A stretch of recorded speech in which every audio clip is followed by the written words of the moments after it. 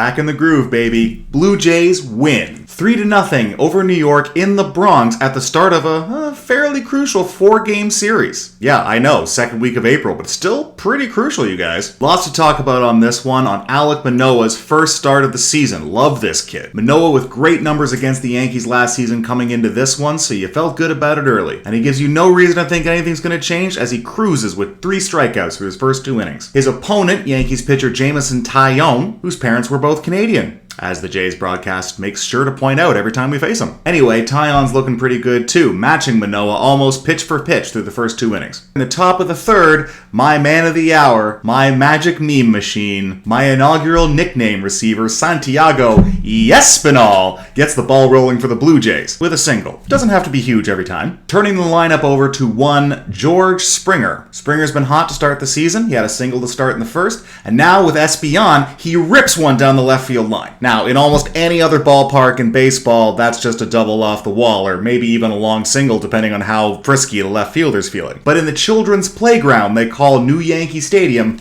that's a home run. 2-0 Blue Jays. Now, having George Springer at the top of your lineup, that's good. That's dangerous. Having a hot George Springer at the top of your lineup, that's the secret sauce. It is just absolutely no fun facing this Toronto Blue Jays lineup. I mean, at any given time, but right now it's especially not fun. Because you can get most of them for most of the game, and it might not matter. I've got a fun stat about that later in the video, but for now, let's get back to the game. We all know that Bichette is a premier hitter at the shortstop position, but he doesn't get nearly enough credit for his defensive acumen, mostly I think because he was pretty bad when he first came up to the bigs. He has steadily worked at it, steadily improved, and this year, I said in the startup video, I think he's top 10 at his position, offensively and defensively, across the whole of baseball. And he showed it tonight, and here in the 3rd inning, he makes the first of 2 stellar plays that he makes in this game. Manoah has lost his release point, lost his command, whatever it is that's happening to him, he's lost it, and he has walked the bases loaded with 2 out. And who's at the plate but, Giancarlo Stanton, oh boy. And when he makes contact, it looks like he might have come through for the Yankees. He breaks his bat, but the ball looks like it's going to split right between third and short. Chapman dives but can't get a handle on it. But Bo, ranging far to his right, is able to get a hold of it, and then makes this tremendous across his body,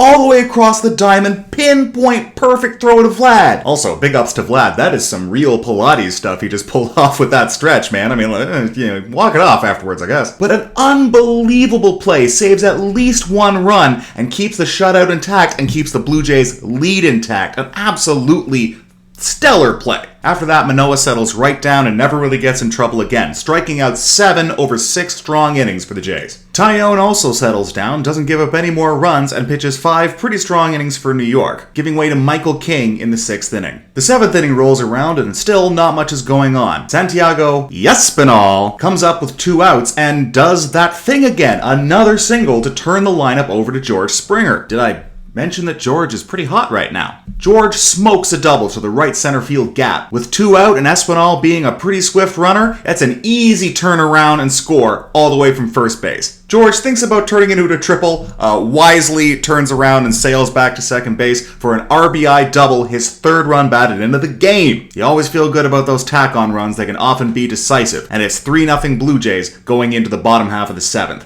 Trevor Richards replaces Alek Manoah and doesn't have it. Richards is a guy whose results always sort of outpaced the eye test. He looks like a guy who throws a fastball straight, not really fooling anybody, and a curveball that he has a hard time ending in the zone or even close to the zone. He always seems to get the job done, eliciting a lot of fly balls that turn into outs or soft contact. But the eye test tells me that he is eminently hittable and always has been. You don't complain when the guy gets results, but you always kind of feel a little bit unsettled, and this was one of those times. He needs to be able to locate his fastball if he's going to have any kind of success, and he could not do that tonight. Single, walk, and a soft line drive that should have been a hit, but Teoscar Hernandez with his best defensive play of this young season, flying in out of seemingly nowhere, with a great sliding catch, scooping his glove up under the ball right at the last second to make sure it catches the glove and not the grass. Looked like he hurt his hand a little bit on the play, but it seemed to flex it out and be fine after that, so whew. But a great play from Teoscar Hernandez. Boy, I remember a time not too long ago where Teo was an absolute liability in right field. He's come a long way and now is using his powers for good. Like that. Anyway, we're now at runners at first and second with 1 out, barely, and Charlie's decided he's seen enough, which is good, because so would I. Replacing Richards, the ever-reliable Adam Cimber. Cimber looked good in his first appearance against Texas, although he gave up that one weird home run to Adolis Garcia, but other than that, looked pretty strong. He comes in to face pinch hitter Josh Donaldson. And also, Josh just looks weird without stubble with the whole Yankees thing where they can't have facial hair. No, Josh always has to look like he hasn't shaved in exactly 8 days. Not 9, not 6, 8 days. Guy won an MVP with that level of stubble. You're not supposed to mess with that kind of thing. Anyway, babyface Josh comes up with 2 on and 1 out to face Cimber. And again, appears to have come through. A hard hit ground ball right up the middle. I've seen that ball at that trajectory turn into a hit 99 times out of 100. I suppose this was the one. First of all, a great play by Santiago Espinal. Every time he does something good. I don't care. Every time. The rest of the year. Get used to it. Ranging to his left, is able to get a hold of the ball. Nice smooth turn and a great feed to Bo. Bo coming in, touches the bag, spinorama, perfect throw to Vlad, beating Donaldson to the bag by, I swear to God, this much. Vlad's pumped, Cimber's pumped, I'm pumped. What a play. That's play of the year so far. It's game 4, so obviously that's play of the year, Dave. Whatever, it was awesome.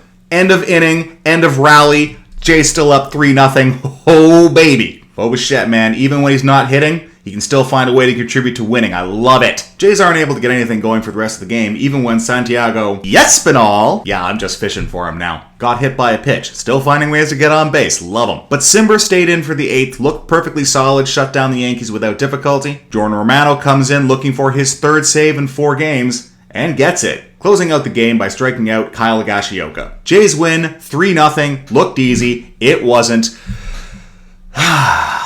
I could get used to this. An interesting stat for this game. Teo, Springer, and Espinal were 9 for 12 with all 3 runs scored and no strikeouts. The rest of the lineup, 1 for 25 with 10 strikeouts.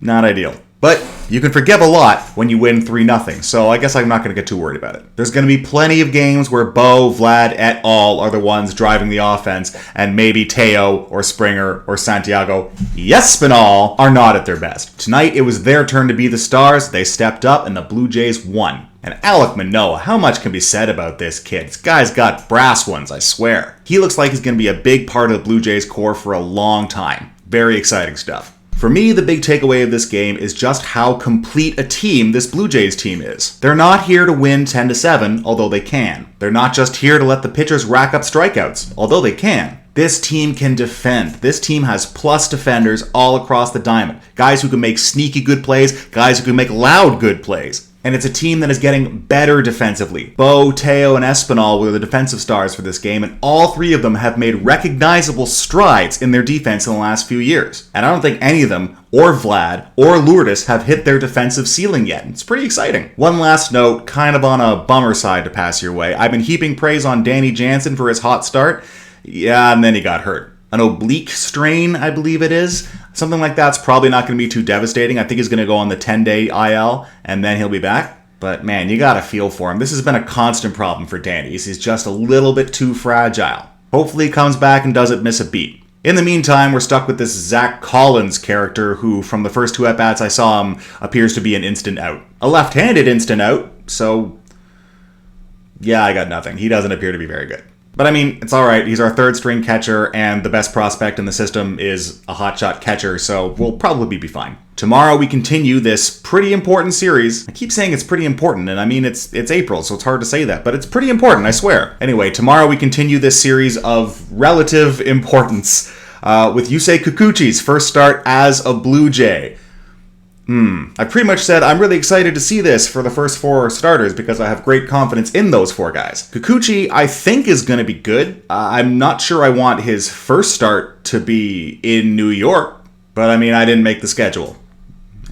I kept calling, but they wouldn't put me through. I don't know why. So, that's it for this video. If you enjoyed this, like and subscribe, all that. Yeah, I'm just going to ask every video, but I feel like, you guys know what's up. Thanks for sticking with me for this one. Thanks for watching this channel, and we'll see you on the next one.